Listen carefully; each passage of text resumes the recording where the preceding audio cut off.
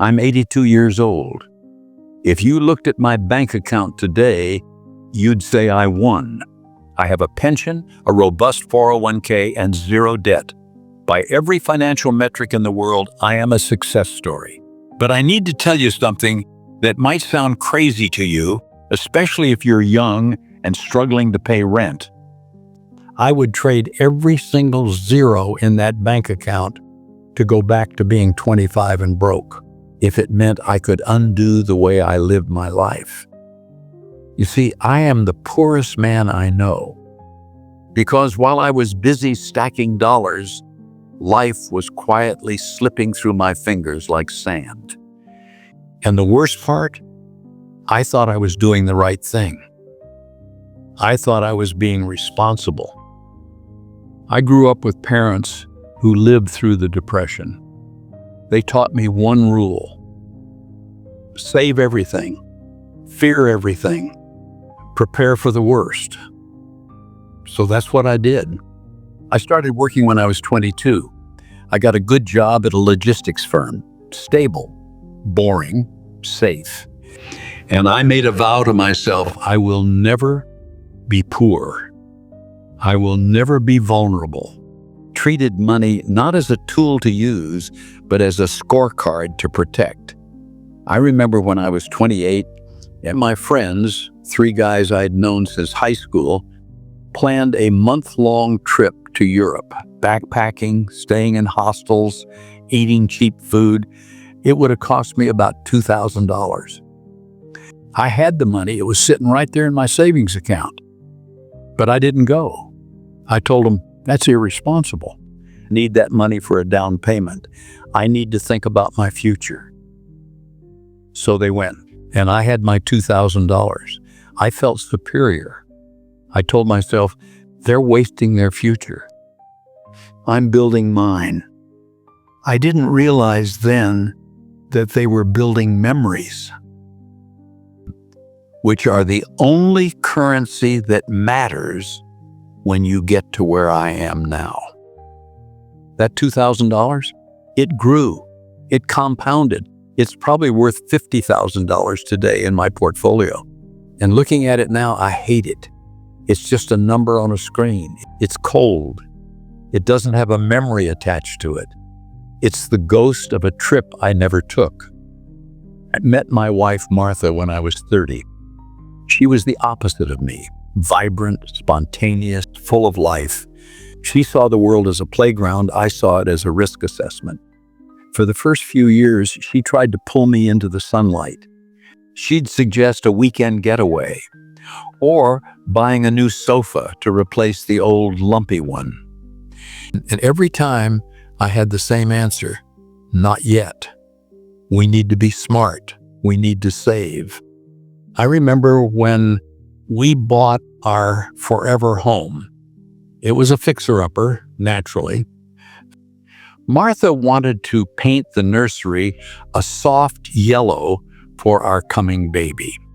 I was living for a hypothetical buyer in the future, not for the family I had right in front of me. I won that argument. The room stayed white. It stayed sterile.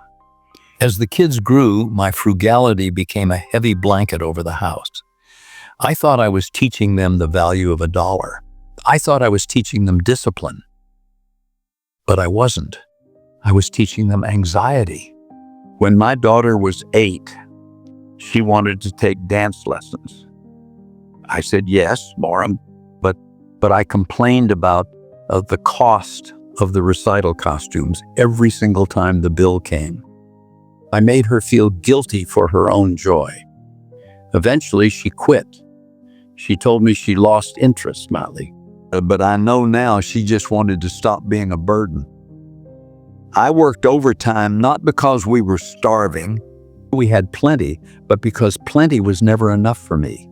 I needed the number in the bank to go up every month to feel safe. I missed school plays to earn money for a college fund that, ironically, my kids would eventually resent using.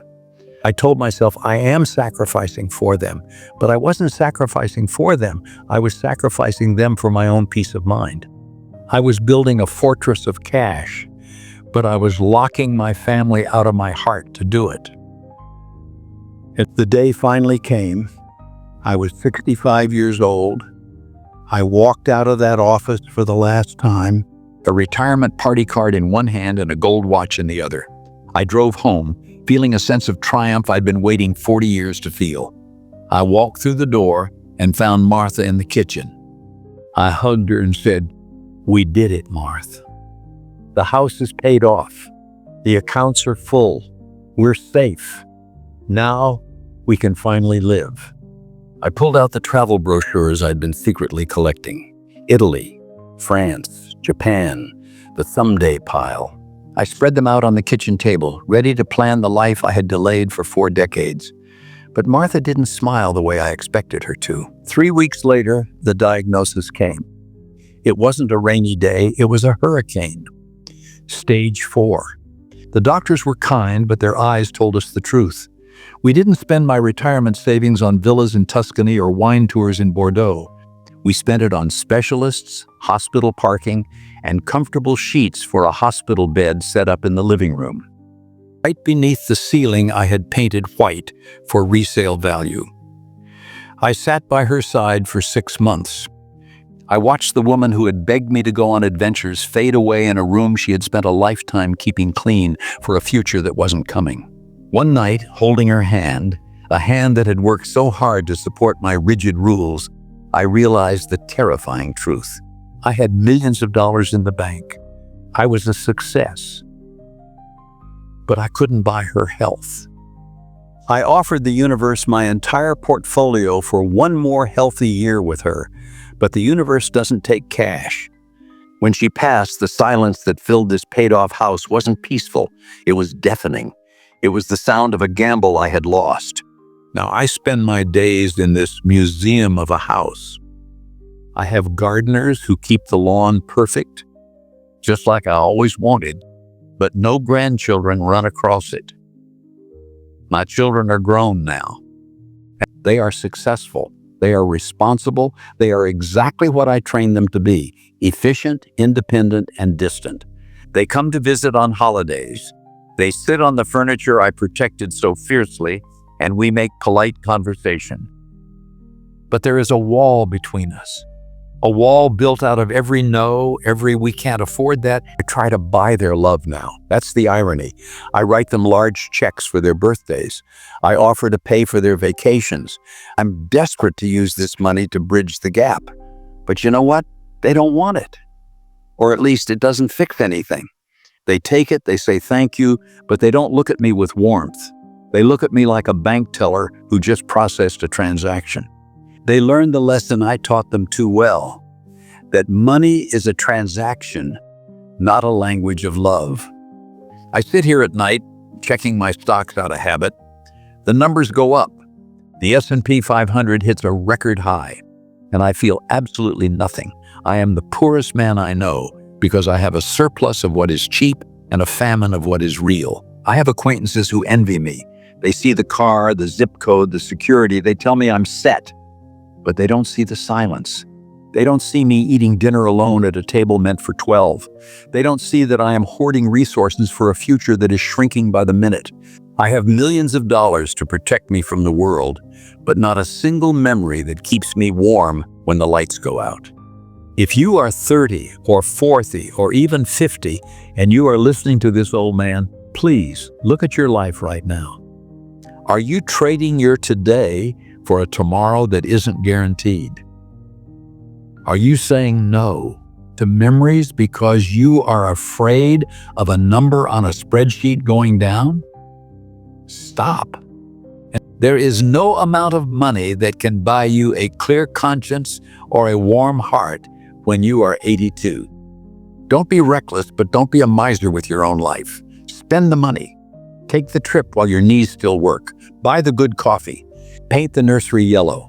Be generous with your friends, because the rainy day you are saving for, it might come or it might not. But the sun is shining right now, and you are missing it. You think you have time. You think, I'll do it after I retire. But let me tell you the hardest truth I know. You don't have time. The clock isn't ticking toward your retirement, it's ticking toward your end. I am the richest man on paper and the poorest man in my soul. Don't make my mistake. Don't wait until you are alone in a big house to realize that the small moments were the only big things there ever were. Build a life, not just a portfolio. If this story scared you, good. Let it wake you up. Leave a comment and tell me one thing you're going to stop putting off today. One memory you're going to buy back from the future. Subscribe if you want to learn from my regrets so you don't have to earn your own. I'd trade my millions for your time in a heartbeat. Don't waste it.